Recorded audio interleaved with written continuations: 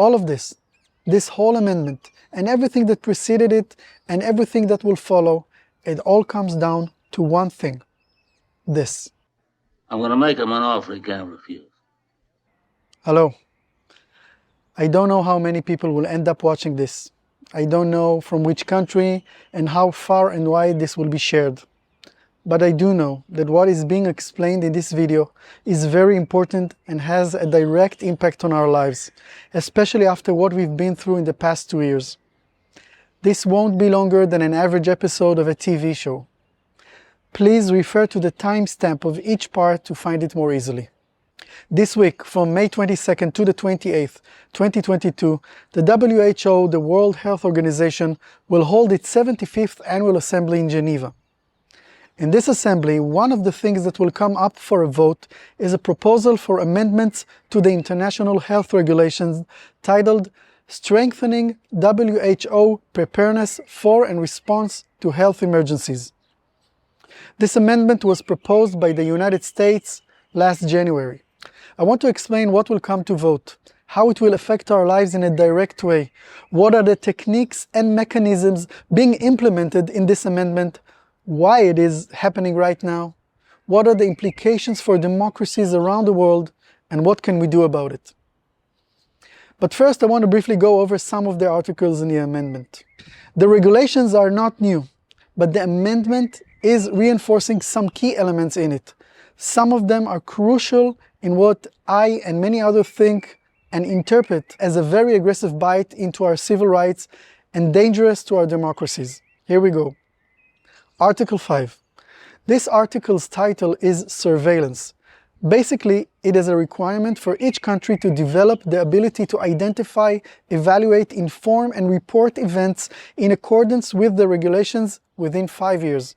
In layman's terms, besides monitoring medical information, they're asking countries to develop a system that monitors and reports data from airports, border crossings, and water and food infrastructure directly to the WHO surveillance team. This system should have the ability to surveil containers, suitcases, equipment, and to isolate potential suspects in spreading disease. They also say that countries that aren't able to create this infrastructure for surveillance will be able to get assistance in funding. Article 6. Notification. This section talks about the requirements for countries to notify the world about an event and its origin, having all information go through the WHO. It also lists organizations that are required to report to the WHO and requests reports of genetic sequence data. Article 9. Other reports. This section is one of the important ones, and I'll come back to it later when explaining the system they're implementing here. This section says that the WHO will no longer depend on the country itself to verify the occurrence of an event in their own territory, and it can rely on other sources from other places, basically saying that it can declare an event even if the country itself denies it or contradicts the information if the WHO claims to have other sources of information. It also retains the right to maintain the confidentiality of the source, so that they can declare an event in any member country without the consent of the country and without revealing the source of information. Article 10. Verification. This section is also very interesting as far as the language is concerned, the meaning of it, and where they move the language and the tone to one of a threat, a motif that keeps reoccurring throughout this amendment. This is about the response time of the country once an event or even a suspicion of one is declared either by the country itself or by the WHO.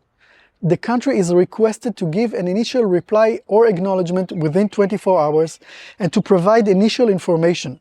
The WHO will provide recommendations that may include an offer to mobilize international assistance, meaning the people from the WHO may land in the country and act. What is their status? Legally? What is their authority? No one knows. After 48 hours from the initial offer to collaborate with the WHO, if the country fails to respond or collaborate, the WHO shall, and that's a new term, immediately share with other member states the information available to it, while encouraging the affected state to accept the offer of collaboration with the WHO. This is where they're crossing to the area of threats and language being used usually by organized crime. I'll elaborate about this in a bit, and what does it mean to immediately share with other state parties. But for now, this is a message with a tone that cooperate or else. Article 11, Provision of Information by the WHO. This section is a direct continuation of the last section, keeping the right to share information about the country that is suspected of having an event with other countries and parties. Any information can now be shared without consent, including medical, cargo, flights, passengers, the flow of commodities, etc. Article 12. Determination of a public health emergency of international concern, also adding to the title Public Health Emergency of Regional Concern or Intermediate Health Alert. This long title is probably the biggest red flag in this entire amendment. It is about who can declare an emergency event or a suspicion of one. One person, in this case, this guy here, can determine that a potential or an actual public health emergency of international concern is occurring. Mind the word potential, using, and not by mistake, vague language. The fate of an entire country is in his hands. Just one person can shut down an entire country with a nod of his head. Of course, it says he will consult with the emergency committee and relevant state parties. But that is just to keep the appearance of a democratic process, when in fact, he has all the power to do that by himself. Article 13, Public Health Response. Again, the WHO is offering assistance to any state party in the case of an event, giving a short time to respond. In case of a rejection, the information will be passed on to other state parties. The WHO can immediately send a team, and in the event of denial, the state party must provide its rationale for the denial or rejection. Article 15, Temporary Recommendations. More about the deployment of expert teams by the WHO. These teams will have access to basically everything, every site, border crossing, harbors, and data. Article 18 is about traveling and travel restrictions, underlying the free passage to health personnel and equipment, exempting themselves of any restrictions and giving themselves a free pass to go everywhere with no interference. Articles 48 and 49 are about the one-man show named Tedros Adhanom Ghebreyesus. He will pick the committee members, the duration of their service, basically everything. The committee, according to this, is nothing more than a rubber stamp, only the appearance of due process, when in reality, he decides everything. One man. And now a new chapter, Chapter 4, the Compliance Committee. Each member state that signs this amendment must establish a compliance committee which would monitor the level of compliance in the state and report to the WHO. It has the right to give the WHO any information regarding the level of compliance, which could include information about vaccinations or any data that measures how much and to what extent the people of the country are following the rules and orders of the WHO. Quote, the Compliance Committee shall strive to make its recommendations on the basis of consensus. This section looks, sounds, and feels like a page from the book 1984, no less. A Compliance Committee. This is the world they're preparing for us. Last but not least, Article 59 that says that any state party has only 6 months for rejection or reservation. Usually this period is set for 2 years, not in this case. Okay, that's the amendment. So why do I care? Why do you? How is that relevant to our lives? Maybe we should just let them do whatever they do to protect us, right? Well, you've seen what happened in the past 2 years. In my opinion, that wasn't protection. Let's recap. Countries that are members of the WHO are being asked to vote and to hand over their sovereignty to an unelected entity that consists mainly of one person, maybe two, who can decide to declare that there is a health emergency or even a suspicion of one in their territory. The WHO can then threaten to share all information with other countries in case they do not get the full cooperation and compliance. For example, if that country's authorities do not agree with the WHO's assessment or recommendations. They can send teams to the most sensitive places in your country, monitor food and water distribution, inspect equipment and shipments, perform any kind of tests they see fit, shut down airports and harbors, stop the country's economy, and basically hold the fate of the country and its citizens in their hands. They can decide if your business will stay open, decide whether you can provide for your family, if schools and kindergartens stay open, even if you can leave your home altogether. All they need to do for all of that to happen is to declare an event. Any aspect of your life will be in the hands of a small group of people that was not elected in any democratic process. Do you remember any time in history where so much power was so concentrated in one place, in the hands of such a small group of people? Is there a more dangerous thing to what we thought was a free world? Before I go into the why, I want to talk about the how, and point out the technique they're using, which is a sophisticated one. First of all, the language. They keep it as vague and cloudy as possible. What is an event? What is a suspicion of an event? What are the criteria? Who defines it? Every aspect of this amendment says one thing. One person will decide. He will, based on the who knows best, determine the definition of an event. That way, nobody can blame him or the WHO for not following an exact rule, also keeping all the definition to themselves. Back in 2009, the WHO redefined the term pandemic to suit their needs, making it easier for them to declare it. But the true genius in what and how they're doing it is in the false notion that countries have a choice. The thing is, even when they are taking your freedoms, they have to maintain a false sense of democracy. They know they have no true powers over a country that seems to be free and democratic. Nobody elected them, and of course they cannot just declare that they are in fact in power and establish a dictatorship like in China, because the common mind of a citizen in the Western world is that of freedom. Or so they're being told. If they declare anything that contradicts that, people will rise up and resist. So they need to act in a more subtle way, slow cooking. First, using fear, anxiety, and constant state of emergency and panic. A person living in fear for his or her life will be consumed by that and will enter a state of compliance. This is why using the ultimate fear, which is the fear of death, is the perfect leverage. As long as people are in a state of fear, those in power can demand and get anything they want. We have seen it in the COVID years, from the numbers of deaths attributed to the virus, which was later found to be massively exaggerated, all the way to nothing less than crimes and lies surrounding the vaccine that turned out not to be nearly as effective as they claimed, not safe, and not relevant for most people, definitely not young people. As far as the country itself is concerned, they just need to threaten the government, that's all. Threaten to take it all away, to close everything, just like a mobster that enters your business and in a polite voice tells you that you better play nice or else. It is that simple. Extortion. All of this whole amendment, and everything that preceded it, and everything that will follow, it all comes down to one thing. This. I'm going to make him an offer he can't refuse. They are making us an offer we can't refuse. Why? Let's go into the state of mind of a prime minister or a president of a country, and let's just assume, for the sake of it, that he or she is honest and not corrupt.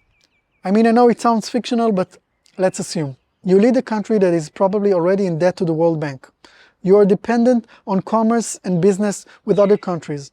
Your whole infrastructure, economy, and security depends on your connection with other countries. Then, one day, according to the WHO, there is an event in your country, some kind of an outbreak. And let's say that according to your knowledge and investigation, no such thing is happening. The WHO, which is basically this guy, backed by this guy, and all the people and entities that are behind them, and that's for a separate video, tell you that you have 48 hours to decide if you will follow their recommendations, also notifying you that they're sending teams to your country. What will be their status? Nobody knows. Let's say you try to resist. You do not agree, and you do not follow their advice. According to this document, this amendment, they can now share this information with other countries. What does it mean? Warn them that you are a threat, dangerous, and that no traffic of either people or commodities should occur in and from your country, isolating the country from the rest of the world and bringing everything to an halt. Would you take that risk if you're the leader of that country? Of course not. It will completely collapse the country, and of course, you will never be elected again to anything. When South Africa signaled Pfizer that they wanted to stop buying vaccines, there was a declaration about a virus mutation called Omicron, which they immediately announced came from, you guessed it, South Africa. That is the mentality of what they're creating. A herd mentality that no individual, country or person can live. The perfect mechanism. This is exactly the same mechanism they used with the vaccinations, only in that case, instead of a country, it was a person. People were not physically coerced into getting the shots. Instead, they were threatened to lose their jobs, livelihood, freedom to travel, to stay in school. They were fired, dismissed, they had their names smeared, the media called them anti-vaxxers. They were blamed for everything. That's why so many agreed to get the shots. Not health, but the fear of losing everything. Ironically, their fear of losing their freedoms caused them to really lose their freedoms in a much bigger scale. And that is exactly what this WHO amendment is all about. Same mechanism. And COVID was just phase 1. So why is it happening? It's just another brick in the wall of what has occurred over the last couple of years and started a long time ago. A small, very rich and very powerful group of people who actually own most, if not almost all, the commerce in the world are using these bodies like the UN, the WEF, led by this guy, who shapes the future to come in his own words to globalize the world, also not elected by anyone, and by the WHO, which is being used to create this control over countries and people and maintain a state of medical emergency as an excuse to take more freedoms and civil rights away and giving governments and corporations more power. Talking about the World Economic Forum is an entire separate video, and their almost insane vision of the world that is top-down control, transhumanism, loss of privacy, total control over exchange of money, digital passport, social ranking systems, collapsing the middle class, having it rely on fixed income provided by them, income that will come with the demand to agree to any terms. These are different branches of the same tree. And as I've said, behind it all are a group of very wealthy and powerful people who have an agenda. 10 billion people who seek freedoms and rights is something that scares them deeply. They cannot afford anything but full control over our lives. The use of technology is one of the ways to implement that. As we've seen throughout the past 2 years, they use COVID as an opportunity, as an excuse to escalate their plans. The sheer amount of lies, corruption, and nothing less than crimes against humanity as far as false information, as far as those vaccines, the way they are ignoring all of the vaccine injuries and death, the labeling of people who are not playing ball and resisting their agenda as anti-vaxxers or corona deniers, looks like a playbook from every dictator's manual. They will stop at nothing. Through his foundation and his Gavi initiative, Bill Gates, who is one of their tools, is the biggest donor to the WHO. Think about it. His foundation is behind every action being taken by the WHO. He made billions from investing in COVID tests, and he has holdings, by the way, in very unhealthy corporations like McDonald's and Coca-Cola. He keeps talking about the next plague or disease, which always miraculously shows up immediately after his predictions. He's creating these very days a germ team. More control, more fear, more power. So what can we do? Well, these people get their power from us, pure and simple. As long as we keep playing their game, which is, by the way, based on divide and conquer, they will keep doing whatever they want. But we need to remember, without our money, our consumption of what they want us to consume, without our silence, without our obedience, they have nothing. A new world order is necessary, not the one that they're planning, but a world that puts the individual first. This 1% of very, very rich and powerful people will stop at nothing. They own the media, the entire media and entertainment industry. They own most of the social media platforms and information and search platforms. They are censoring anything that contradicts their wishes and agendas. That is how they control the message and how they are able to basically create an entire reality to their liking. There is more to say about what I've just mentioned, but for now, our strength is in numbers and unity. By sharing any information and raising the issues like the one being told here to the surface, we are able to counteract their power and their attempt to create a sick and dependent society, a dystopian reality. The only way to win this is by getting together, creating a united world of people who are aware of what's being done and making sure that more and more people are aware of these crimes and this shadow dictatorship that each day and each play is more and more coming out of the shadows. A united world and the flow of information are the biggest threats to them. Don't underestimate them, but also be aware of the power you have. For now, please share this and any other video or text that reveals any information about their plans and actions. Remember, fear is their weapon. Ours is love and unity. You're not alone.